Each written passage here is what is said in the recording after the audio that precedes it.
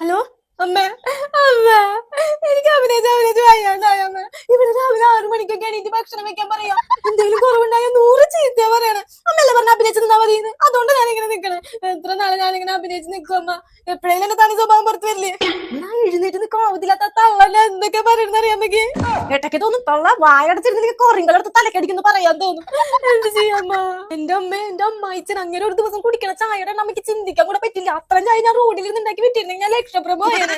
പിന്നെ അമ്മായിമ്മയുടെ കാര്യം പറയണ്ട. ശൂർപ്പണക 2 മുഖാണ് തള്ളക്ക്. എന്തെങ്കിലും കാര്യം ചെയ്യണമെങ്കിൽ ചക്കര മോളെ, വാ മോളെ, ചെയ്യും മോളെ. കാര്യം നടന്നു കഴിഞ്ഞാൽ പിന്നെ ഞാൻ മൂദേവിയായി ഒന്നിനും കൊള്ളാത്തവളായി. എടി വന്ന് വിളക്ക് കത്തിക്കടി. ആ അതെ വരണമ്മ. ഞാൻ വിളക്ക് കത്തിച്ചോണ്ട് ടെൻഷൻ അടിക്കണ്ടേ, ഞാൻ എത്തി. കേട്ടമ്മ, ഞാൻ അഭിനയിച്ച് ഏത് നിലയിലെത്തിന്ന്.